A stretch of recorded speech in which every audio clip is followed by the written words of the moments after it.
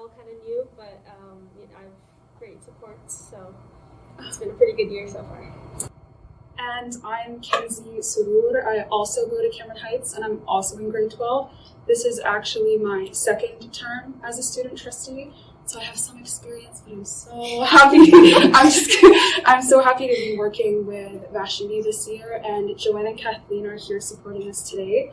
They're our trustee mentors, and so they just help us work with the board and facilitate discussions that we need some support doing. So they've been phenomenal to work with as well. Okay, so as student trustees, our main goal is to amplify student voice and advocate for those that do not have a voice, and we make informed decisions about our elementary and secondary schools in the boardroom working together with the adult trustees. We are elected for 1-year terms that go from August to July, and both Kinsey and I were elected back in March and started our role in August of 2022. Well, she started a year before, but yeah. We, again, thank you so much for the opportunity to share more about our role with you tonight. Sarah was kind enough to send us questions in advance, and we're looking forward to just going through them and raising awareness about student voice in WRDSB. So our first question that we got was, how is the Waterloo Region District School Board engaging students to determine their needs? So one of the biggest things that we've been working on last year, and we're still working on this year, and it will take multiple years, but it's pretty much underway now, is the strategic plan. So 10,000 families, staff, students, community members were consulted to information of this plan, and 5,000 of these were students. So this whole plan, it was, a lot of students did help with it, so we got a lot of student voice, and through something that we call roundtable meetings that Kinsey will go into more, we were able to, get their points of view on it, and they were able to, also talk to each other and figure out what works well, what doesn't, and what we wanted to still keep in that strategic plan. And the mission of that plan is to celebrate the gifts of each and every student, and creating learning environments where all students excel as they become skilled, caring, and compassionate global citizens. So everyone, all the students' best ideas are in mind while we work to achieve this plan. In addition to this, the Safe, Caring, and Inclusive School Survey, as well as the last year's student census, is one of the main ways we gather student voice to inform decisions. Student responses through the Safe, Caring, and Inclusive School Survey regarding the dress code policy led to substantial changes during that time, and that helped in implementing a policy that was adopted in June of 2022. So again, student voices definitely helped with that as well. And we have a bunch of different activities, such as Black Brilliance Day, Indigenous Student Conference, and GSA activities that we get students to attend, and through that we also gather ideas. This year we are also developing a plan to collect student feedback specifically to their sense of engagement and belonging at their schools. So yeah, that's a really condensed list, but that's kind of the big ones that we're working on right now. And so Vaishnave gave a wonderful overview of, on a board level, what the board does to engage students, but us as student trustees, we have our own specific ways of connecting with students and our peers. And so the primary number one way that we connect with students of WRDSB is through Student Roundtable, which Vaishnave mentioned. But Student Roundtable is a venue for all grades 7 to 12 WRDSB students to come together and discuss student issues, provide input on the changes happening within the board, and bring forward other related matters that are important and relevant to them. And so during these meetings, we set an overarching topic. Usually it's once per month, but if there's something really relevant that comes up, then we can call a meeting then and invite students to come and discuss. We invite guest speakers to contribute to the setup of the conversation and make sure everyone has a good foundation going into the discussion. And then we encourage students to speak freely and openly, build off one another with just a open conversation is what we call it in regards to that given topic. And then what we actually do is we end off every single meeting by asking students to write or verbally communicate to us recommendations that they would like to see applied in the region when it comes to that specific topic. We also have some other informal ways of connecting with students. mainly through social media. Not only do Vaishnave and I both have our own personal accounts, which we've opened up for anyone to reach out if they ever feel the need, but we also have an official student trustee social media account, and that's where we post board updates, polls, and question stickers, so we can do what I like to call a temperature check and just quickly gauge how students are feeling if there's a new decision that's happening at the board or a new event that's going on, and we just want a quick idea of how students are feeling about that. We also both have the opportunity to launch our own personal initiatives that we feel connect with students in kind of the ways that we're able to connect with them best. And so, for example, one of my personal initiatives that I started last year was a web series, and that includes different videos. And honestly, they've been so successful in spreading amongst students because you're putting them on the feed that students are already scrolling through every single day. So social media has just proved to be such a phenomenal way in connecting with students where they already are, rather than having to push them into a different venue that they might not already be comfortable with. We both also have official WRDSB emails that we'll share at the end of the meeting in case anyone ever wants to reach out. And those are posted on the board's website. There's a page for student trustees, and it has some information on us both. And there is a student trustee email that anyone can reach out to us through. Historically, there have also been board-wide surveys that student trustees conduct. The last one was in 2021 called the Thinking Out Loud survey. But because these surveys collect so much information and so many students submit responses to it, we still have access to the results, and we're still even going through them now. And they help inform us on what roundtable topic should we talk about right now, or what question should we seek to ask students about. Just a quick, do you want to hold questions to the end, or if it was regarding one of these questions, or how do you want to address them? I think we have time to pause between if there's questions regarding. There was one that okay, or just take questions in between. I'm monitoring the online as well, so this is from one of our virtual attendees, and so I think it was in regards to the roundtables that you were speaking about. And she had asked how many student voices are represented at the meetings, and do you feel that there's a diverse voice being represented? Okay, so one thing that we wanted to really make sure we did with roundtable meetings is to not make any student feel forced to attend these meetings, because in the past we found that when we make, and I'll speak about this a little bit more later, but student roundtable used to be known as student senate, and it used to be a little bit different, and so there were only specific members who could come to these meetings, and they were obligated to participate. And so when we found that good conversation doesn't always happen when students don't feel passionate about that topic. So one thing that we did is we made it, you can come to any meeting that you want to come to, and you don't have to come to all of them.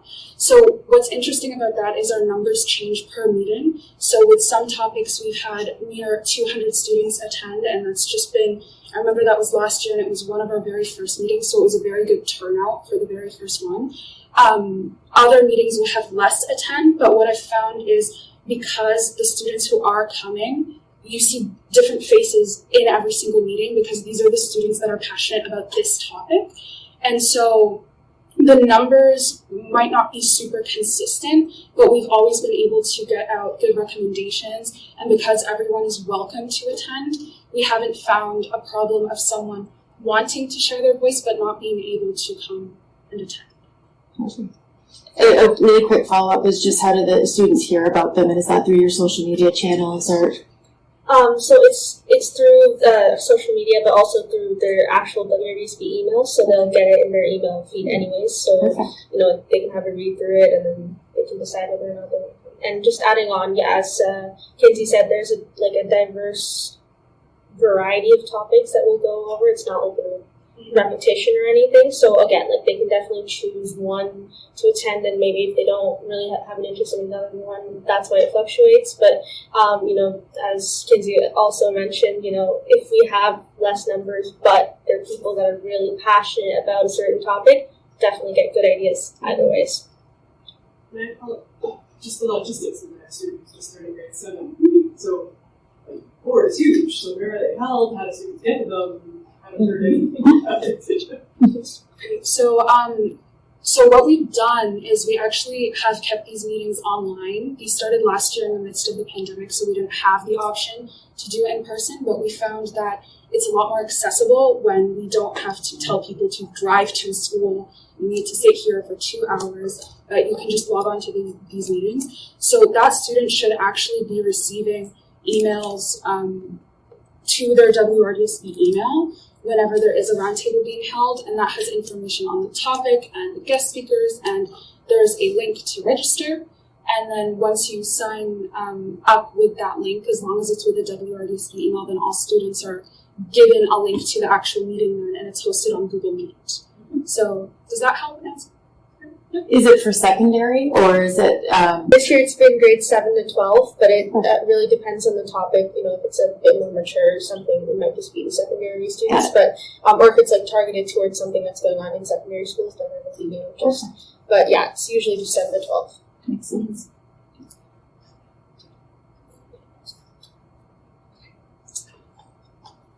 Okay, so how do we ensure that the student voice of all our students, how it's heard? Because as was mentioned, the board's huge, bunch of students. Well, with our roundtable meetings, as was mentioned before, the main focus is to gather ideas and to actually reach out and hear from our students. And yes, it's optional, but again, whoever's coming has something that they want to say, has a reason to be there. So when we put them in breakout rooms, or when we ask them, hey, what are your recommendations? They definitely, they come up with those ideas, and then we don't just stop there. We don't just leave it there. We take it and then we present it to the board in our student trustee updates. So now the board is informed as well, and they kind of know, oh, this is what our students want, and then they can also make informed decisions. But now we also know this is something that we want to work on, or is a specific idea. Is that something we want to keep going with? Things like that. As well, me and Kinsey both were high school students, right? So we see the day-to-day. We are actually in the schools, and we're able to talk to the students, and that kind of helps us bring our perspective to, the board, which is full of adult trustees that aren't, obviously, they're not going to be in high school, they're not going to be in school. So we're able to bring that, what students are going through, what we see and what we feel, and then we can present that to them. And in that way, again, we're making those decisions with information already.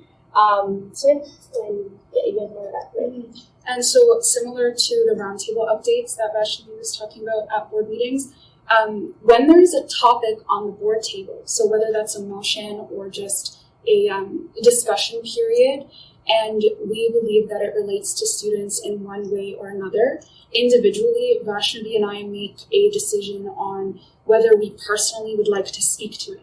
So in that case, we'll prepare a response and share it in front of the Board of Trustees the same way that other trustees get to participate in the conversation, and we voice our position on the topic or the motion before voting. So speaking of voting, although the Education Act does not allow student trustees' votes to be binding, and so if there was a tie, neither me nor Vaishnave could shift the time one direction or another, our votes are actually recorded. So you see them during the meeting, but they're also recorded in the minutes. And so individually, of course, if we deem the topic appropriate and we want to vote on it, we each vote on the motion in the way that we feel best represents students. And I think that this is just as valuable a way of making sure that student voice is heard, because not only does the public get to see how, for example, the only two students sitting at the board table at this moment are voting against this motion, or they're voting for this motion, but also the trustees who are there get to see that, and that might, in the future, drive a conversation or pose some questions on why we voted Sorry. That's okay. Why we voted the way that we did. And even though it doesn't have a physical effect, I think that the gesture in itself just speaks volumes, and it helps communicate a message on its own. We also make sure to go beyond just voicing student voice and actually implementing it physically when we're able to do so. And so for example, what I mentioned earlier with Student Roundtable, this was a reimagined version of Student Senate. And so we have reimagined it because previously it was relatively very exclusive and inaccessible to a lot of students. And when this was revamped last year, but when my co-student trustee at the time and me, we heard that feedback from students and recognized that a change needs to happen. We didn't just voice that, but we actually worked with staff and we worked with our trustee mentors at the time. And that's when we were able to make this student roundtable open to all students. Our most recent example of implementing student voice, and one that we're actually very proud of, is this year's student trustee election. And so it's going to be held in February. But we heard from many students about the previous election process and concerns relating to it, primarily focused on how not every student in the board is able to elect their student trustee because it used to just be the student senators. And so when we heard that and we were able to work with Joanne and Kathleen and staff, it is with great pleasure that I'm able to say that for the first time, and actually as far back as we could trace WRDSB student trustee history, this student trustee election and the ones moving forward are going to be board-wide, and all students from grades 9 to 12, so all secondary students, are going to be given the chance to vote on who they believe would make the best student trustee for them. And so Vaishnave and I, we work very closely with the trustee mentors and just members of WRDSB staff and actually make sure that we can turn student voice into a reality when that's a possibility, of course. And on the student trustee election, there's like a whole bunch on that. So if you want to go on the WRDSB website on student trustees and actually read the election process, yeah, because it is pretty interesting how we, but yeah, so. And what grades will be able to vote for that? 9 and 12, so all secondary students. Secondary only. And all grades, you need to be going into either grade 11 or up to be a student trustee. So if you're in grade 10, you can run. There's a process, obviously, to register your name and everything and campaign, but yeah, it's open. It's really just such an open process for everyone who wants to run, or that's like able and qualifies to run, submits their materials, and for everyone to see that and vote. And ultimately, this student representative who represents students should be elected by those students, right? Because they're going to represent their best interests. Good. So we got 3 questions that were quite similar, so we kind of looped it together. But it was what students are looking for from the Waterloo Region District School Board, what are the 3 top concerns that we're hearing from students, and what are the supports you're seeing students need. So that, they kind of fall under the same umbrella.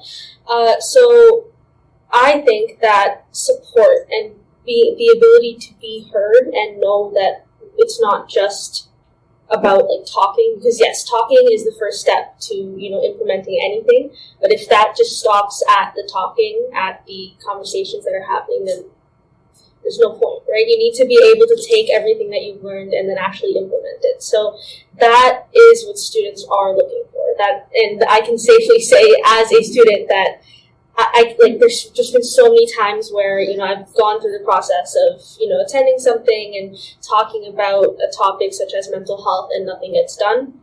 That's not what we're going to do. We are bringing it and we are, trying to figure out those action plans and ensuring that, yes, something will be done. It's not just going down the drain right after. So that's the biggest thing that students want from our school board and from our student trustees, to be able to be heard, and then also that reassurance that yes, something will happen from this, or at least we'll try and we'll try our best. And the top 3 concerns that we've heard of is centered around stigma, around mental health, inclusion and diversity, and again, that's a really big term, but that means any discrimination that goes on in our schools. That's obviously a very big concern, and that whether that be for race, religion, sexual orientation, anything, that's of course, a big deal. And education that empowers students for the future. So financial literacy, but also growing and learning from the pandemic and closing those learning gaps that the pandemic has created.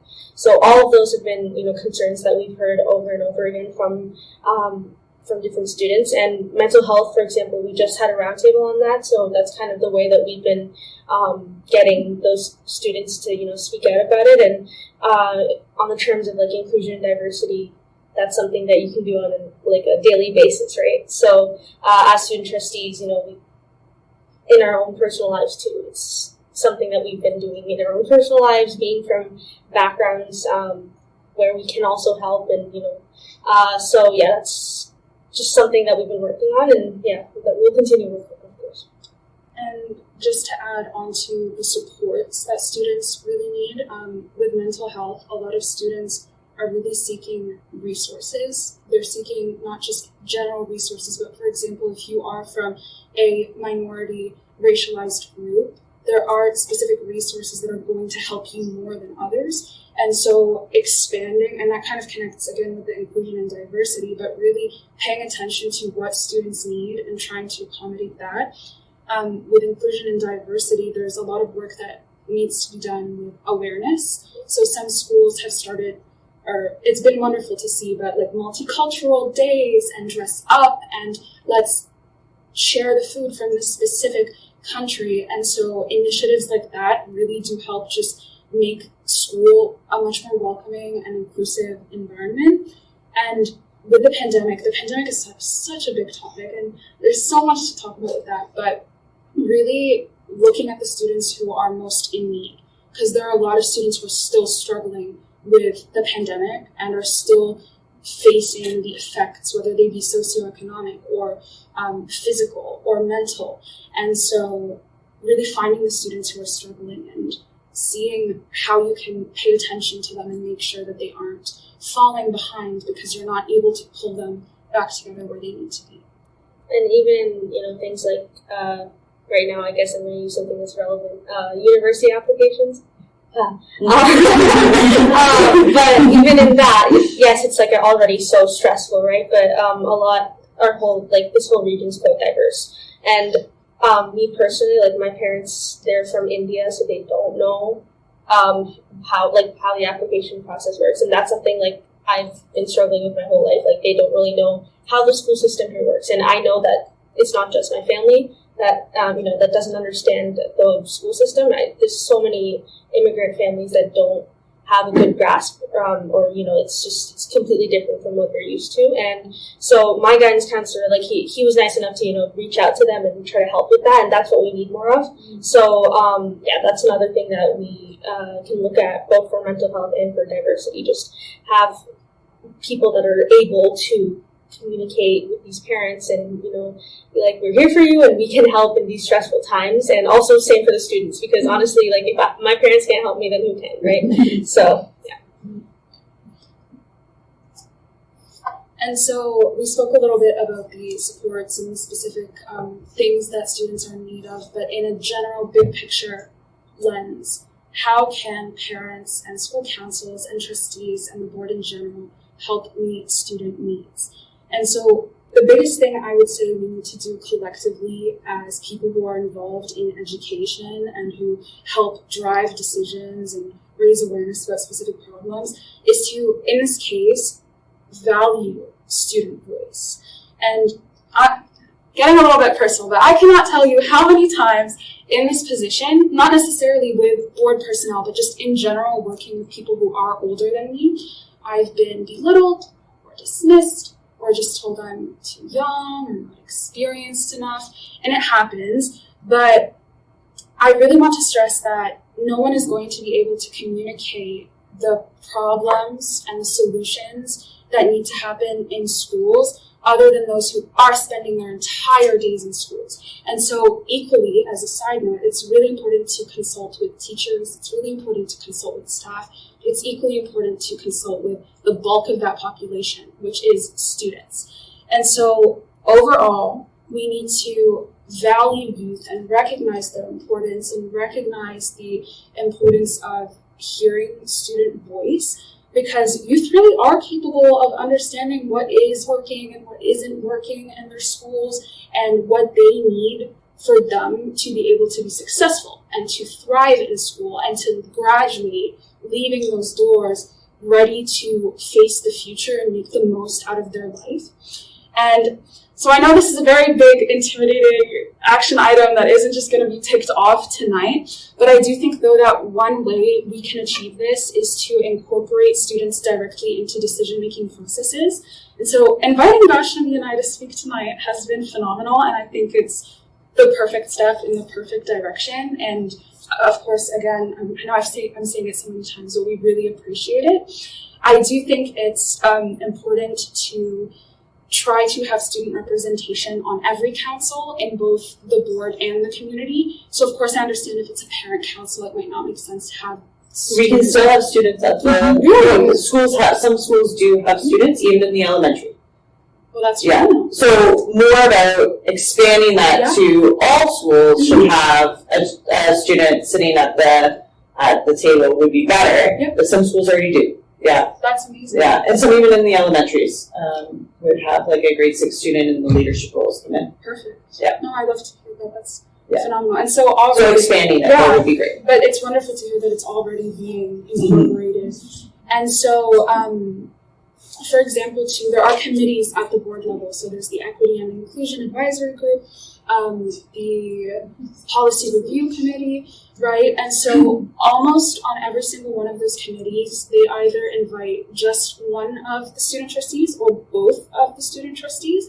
But actually, I have only ever sat on one committee, which was the French Immersion Review Committee, that opened up, at least from my experience, and of course I haven't been here forever, but just from what I've seen, that was the only committee that I saw have a lot of students able to come sit on it from French immersion schools. And so, as you're saying, increasing that opportunity and allowing students who are passionate and interested and able to come and advocate for topics that relate to them. And that just provides so much valuable representation, because concerns with the education system and thoughts on the solutions that need to be put in place, those are going to come on a rolling basis. Those really aren't ever going to stop, especially as we manage unprecedented times, right? Like the pandemic, where suddenly so many new things needed to be addressed that maybe weren't in the spotlight previously. And so having representation from students incorporated into different council meetings, especially if a council is focusing on a specific topic or from a specific region, then that allows us to be proactive in listening to student voices and proactive in meeting solutions when they need to happen, instead of waiting until the damage and waiting until, oh, we really need to solve this right now, but being kind of ahead of the game with representation. And so the really big shift in mentality that I spoke about at the beginning, I think it's much more manageable when we look at tiny action items like that and just incorporating students in the venues that we can. Because honestly, when we value student voice, we'll encourage students to come into these venues and we'll empower them to advocate and speak up and raise their voices on the topics that really need student voice to be heard. Do you guys have? No, I was just gonna say. This is the last question. Yeah. We're done. But if you have any questions at all, we will. Do we have time to do I just had one. We're done, for sure. I just had one, and you had mentioned a couple when you were answering some of the other questions, but one of our virtual members asked for a couple of other examples of the roundtable meetings, of some of the topics that are covered. They just asked for a couple examples. I know you mentioned mental health. Some other some other examples. Sure. So since I just started this year, I'll cover this year essentially. She's got the one for last week, but this year our very first one was including students in the municipal election that was going on, just giving them an overview of. We actually got Laura Melindo to come virtually and speak about her role, and so that was very interesting, and just engagement in politics. And so they kind of got a little taste of what it's like, and stuff like that. So that was very interesting. And then we had the mental health one, and that was just like a little mental health 101. And we got guest speakers from Horizon come in, and then our mental health lead from from WRDSB also spoke about the resources that are available in schools, and then we had our little breakout room where the students actually got to, like, after all this information was given, they got to speak and talk about, like, a little start, stop, continue for WRDSB, like, what should we start doing, what should we stop doing, what is good, and what's already happening, what is something that they like about it. So, yeah, and that way we got a lot of ideas. And I can speak to the ones that we had last year. Our very first one was actually when the student dress policy was being remade and a new one was coming out at the board. We had a roundtable meeting that was specific to grade 7 and 8 students, just because from the survey that we had seen in 2021, most of the concerns that we were hearing from students relating to the dress policy were specifically from grades 7 and 8. And so that's why we consulted with them. And so the dress policy, before it was released, came to students and they had the opportunity to provide feedback on it. We had an equity and inclusion roundtable last year where the focus was on how can we make school a more comfortable place for everyone of all backgrounds and all identities. So that was our second one. And then last year when the strategic plan was being developed, we had multiple different meetings where the research department from the board who was making the strategic plan came and they had activities to see what students think of what they like what the board has already decided they'd like to move forward with, but also what students want to see more of, want to see less of. They were consulted in that way. And then I feel like my memory is, I think those were the major ones, because the strategic plan one, we also had a mental health one last year as well, but the strategic plan one was multiple ones. And just to give you a taste of the future, the next roundtable, we're thinking of having one on financial literacy and inviting speakers to first speak about financial literacy and its importance, and then again speaking with students on what do you feel is lacking in schools, and what are you learning, what are you not learning, what do you want to learn. And so that's something we're hoping to make sure we get in the coming months when we can get that set up. Thank you. Any other questions? Yeah. Question, sort of, I don't know if exactly this is a question, but one of the barriers that I've seen with regards to getting more student voice in councils. Now I sit on 2 councils and both of them now have some student voice, as well as lots of student voice, which is great. But one of the barriers I actually see is the principal is the barrier, and not the principal council actually usually wants the student voice. It's the principals are sometimes cautious about what's going to be heard by the students. That's the elementary schools have many more years and lots of advocacy for us to accomplish that. And I talked about what I did in the high school level, and we did it at the beginning, and the students lead, and they seem to accept that kind of way. They didn't want to hear everything the parents all seem to know, but I heard plenty of school councils that seem to appreciate having the students there the whole time. They could add other things into it as well, but some of the principals are very cautious, and sometimes they only allow them, like we got one student voice at one point in our elementary school. We haven't been able to bring them back since then. So it's recognized that, I don't know if we've talked before, but that is the biggest barrier that personally I see is the principals being nervous about it. Parents are behind you, we're all in agreement. You want them and more of them. Yeah. Mm-hmm. Thank you for sharing that. I'm going to note that right now, actually. And yeah, it's interesting because even at the board level, we as student trustees are not allowed to attend specific segments of the in-camera meetings that trustees attend. So I completely understand, what you mean by caution and some things that students don't need to hear. I understand that position. That's really patronising. That's in the education. Yes.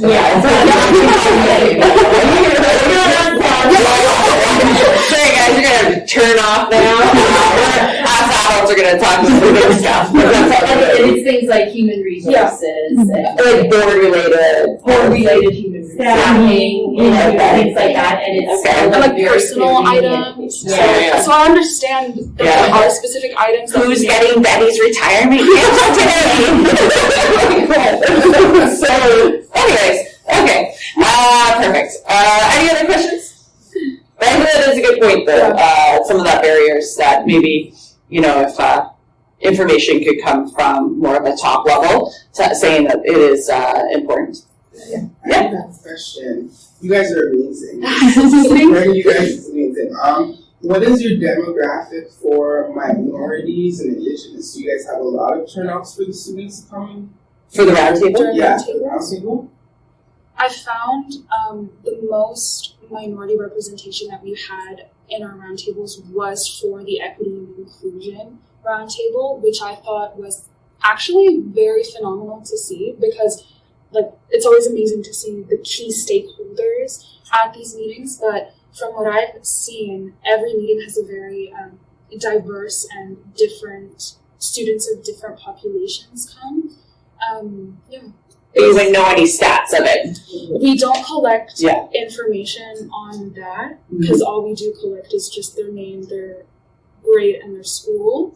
So we don't have hard numbers for you with that. But yeah, just from observation. Even just like from grades in school, you can see it's a wide array of people attending. So you're getting a voice from different grades and people from all over. So it's not like only one school or whatever. So even in that way, it's pretty diverse.